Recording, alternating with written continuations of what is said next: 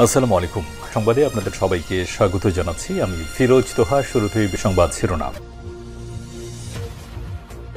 বাংলাদেশের সর্বশেষ গুরুত্বপূর্ণ আপডেট সংবাদে আপনাকে স্বাগত। শুরুতেই সংবাদ শিরোনাম, পরে বিস্তারিত। প্রথমে জানাবো, নগর ভবনে ইশরাক সমর্থকদের উপর হামলা, আহত 2। ঢাকা দক্ষিণ সিটি কর্পোরেশন ডিএসসিসি নগর ভবনে বিএনপি নেতা ইশরাকের সমর্থকদের উপর হামলা হয়েছে।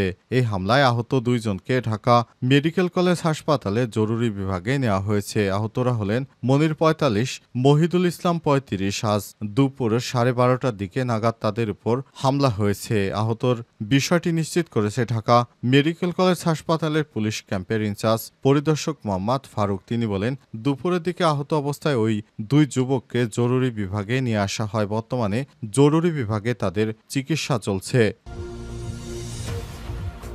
জানাবো, কেঁপে উঠবে তেহরান, ইসরায়েলি মন্ত্রীর হুঁশিয়ারি। ইসরায়েলের প্রতিরক্ষামন্ত্রী ইসরায়েল কার্টোস ইরানের বিরুদ্ধে যুদ্ধবিরতি লঙ্ঘনের অভিযোগ এনেছেন। এর জবাবে তেহরানের কেন্দ্রে ইরানের সরকারি স্থাপনায় জোরালো হামলা করতে ইসরায়েলি সেনাবাহিনীকে নির্দেশ দিয়েছেন তিনি। খবর বিবিসির। এরপর জানাবো, ফের হামলা চালালে আরও কঠোর জবাব পাবে যুক্তরাষ্ট্র, ইহুদিবাদী ইসরায়েল, বলছে ইরানের সেনাবাহিনী আইআরজিসি। যুক্তরাষ্ট্র যদি নতুন করে ইরানে হামলা চালায় তাহলে আরও কঠোর জবাব দেওয়ার হুঁশিয়ারি দিয়েছেন Islamic revolutionary guards corps IRGC এর commander chief brigadier general Mohammad Pakpour. আজ ইরানের বার্তা সংস্থা মেহের নিউজের এক প্রতিবেদনে এই হুঁশিয়ারি বিষয়টি তুলে ধরা হয়েছে। এদিকে ট্রাম্পের যুদ্ধবিরতির ঘোষণা তার প্রশাসনের শীর্ষ কর্মকর্তাদেরও চমকে দিয়েছে। দ্য নিউ ইয়র্ক টাইমসের বিশ্লেষণ, যুক্তরাষ্ট্রের প্রেসিডেন্ট ডোনাল্ড ট্রাম্প হঠাৎ করে ইরান ইসরায়েলের মধ্যে যুদ্ধবিরতির ঘোষণা দিয়েছেন। আজ হোয়াইট হাউসের এক জ্যেষ্ঠ কর্মকর্তা জানান, ইসরায়েলের প্রধানমন্ত্রী বেঞ্জামিন নেতানিয়াহু এবং ইরানের কর্মকর্তাদের মধ্যে কথা বলার পর তিনি এই ঘোষণা দিয়েছেন। কাতার এই আলোচনায় মধ্যস্থতা করেছে বলে জানান তিনি। এদিকে ইরানে মোসাদের আরও 6 গুপ্তচর গ্রেপ্তার। ইরানের হামদানে ইসরায়েলি গোয়েন্দা সংস্থা মোসাদের 6 জন গুপ্তচরকে গ্রেপ্তার করা হয়েছে। আজ তাদের গ্রেপ্তার করা হয়েছে বলে এক প্রতিবেদনে জানিয়েছে বার্তা সংস্থা মেহের নিউজ। প্রতিবেদনে বলা হয়েছে, ইরানের মোসাদের লক্ষ্য বাস্তবায়নের চেষ্টাকারী 6 জন বিশ্বাসঘাতক গুপ্তচরকে গ্রেপ্তার করা হয়েছে। তারা সবাই মুসলিম, নামধারী মুসলিম, কিন্তু ইহুদিবাদী ইসরায়েলকে সমর্থন দিয়ে বেড়ায়। নগর ভবনে ইশরাক সমর্থকদের উপর হামলা, আহত 2। ঢাকা দক্ষিণ সিটি কর্পোরেশন ডিএসসিসি নগর ভবনে বিএনপি নেতা ইশরাকের সমর্থকদের উপর হামলা হয়েছে।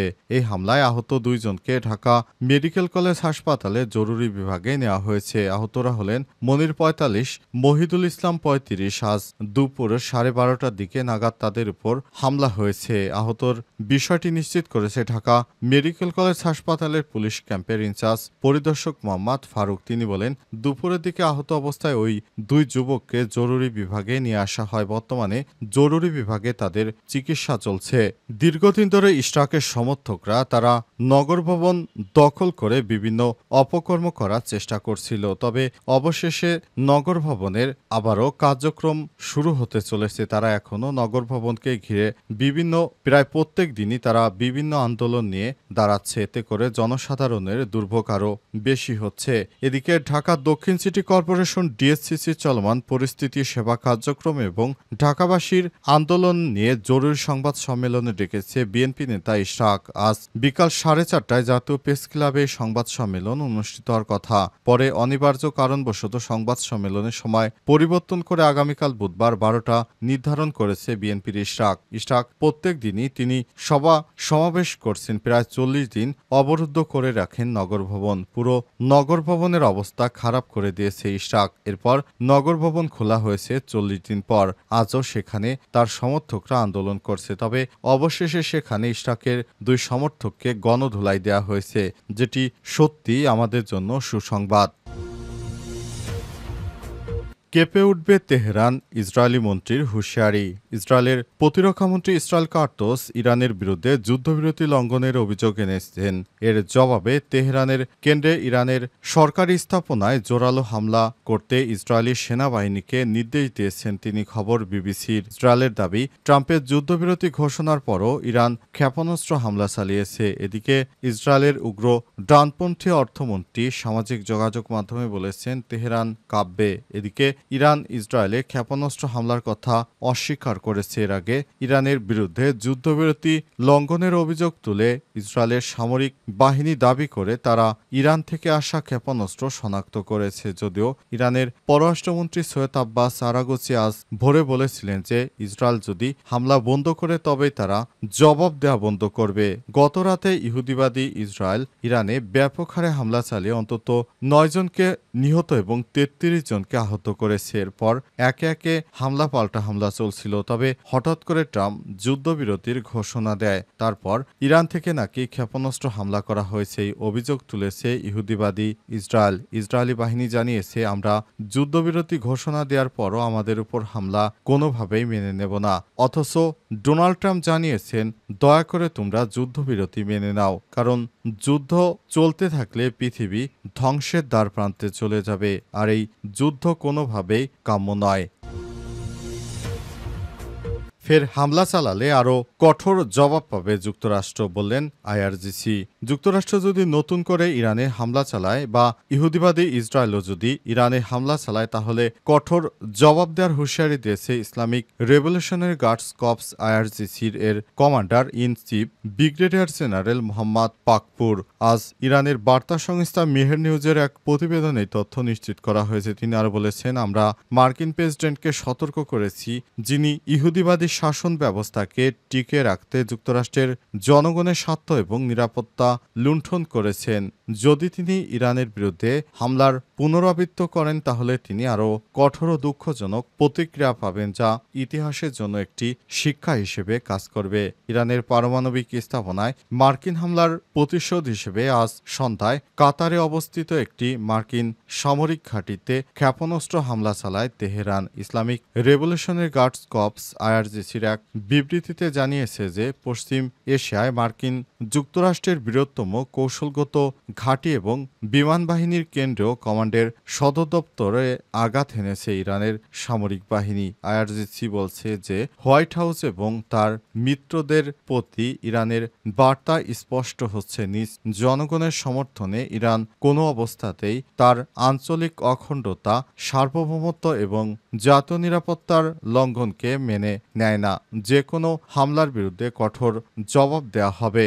যুক্তরাষ্ট্র হোক বা ইহুদিবাদী ইসরায়েল, যেই হোক না কেন কাউকেই ছাড় দিবে না ইরান। ট্রাম্পের যুদ্ধবিরতি ঘোষণায় তার প্রশাসনের শীর্ষ কর্মকর্তাদেরও চমকে দিয়েছে দ্য নিউ ইয়র্ক টাইমসের বিশ্লেষণ। যুক্তরাষ্ট্রের প্রেসিডেন্ট হঠাৎ করে তিনি ইরানের সঙ্গে যুদ্ধের বিরতি টেনেছেন। তিনি যুদ্ধবিরতি ঘোষণা দিয়ে দুই পক্ষকেই রাজি করিয়েছেন। বিশেষ করে প্রথমত তিনি ইসরায়েলের উপর প্রভাব খাটিয়েছেন। তিনি জানান, আমি দখলদার ইসরায়েলি বাহিনীর সঙ্গে প্রথমে কথা বলেছি, তারপর তাদের কাছ থেকে আমি শিওর হয়েছি যে তারা যুদ্ধবিরতি চায় কিনা। এরপর কাতারকে অনুরোধ জানিয়েছে যেন ইরানও যুদ্ধবিরতিতে সম্মত হয়। এরপর দুই রাষ্ট্রই যুদ্ধবিরতিতে সম্মত হয়েছে। এ অবস্থায় ট্রাম্পের যারা কর্মকর্তা ছিলেন তারা সবাই হতবাক হয়েছে, কারণ হঠাৎ করে এই ধরনের বড় একটি সিদ্ধান্ত আসলে খুব বিরল ঘটনা। ট্রাম্পের মধ্যে একজন শাসক আছেন বলেই তিনি ভারত পাকিস্তান যুদ্ধ বন্ধ করেছেন। তিনি এবার ইরান ইসরায়েল এই বড় ধরনের সংঘাত থেকে পৃথিবীকে রক্ষা করলেন। তবে তার সঙ্গে থাকা বিভিন্ন কর্মকর্তারা বিস্মিত হয়েছে। তারা ভাবতেও পারেনি যুক্তরাষ্ট্রের প্রেসিডেন্ট ডোনাল্ড ট্রাম্প তিনি এই যুদ্ধ বন্ধের জন্য ঘোষণা দেবেন এবং তিনি যুদ্ধবন্ধে কার্যকরী ভূমিকা রাখবেন। সত্যি সেটি মুসলিম হোক বা ইহুদি হোক, সবার জন্যই মঙ্গলের, কারণ যুদ্ধ কোনো দেশের জন্য শান্তি বয়ে আনে না। যুদ্ধ আসে মানুষদেরকে মৃত্যুর দিকে ঠেলে দেয়। যুদ্ধ আসার পর পুরো সিস্টেমগুলো ধ্বংস হয়ে যায়। এই যুদ্ধ শুরু হওয়ার পরই মানব জাতির মধ্যে হানাহানি কাটাকাটি শুরু হয়েছে। সেটি কোনোভাবেই কোনো ভালো মানুষ দেখতে পারে না। তাই ট্রাম্পের এই অবদান সত্যি বিশ্ববাসীকে ঋণী করে রাখবে।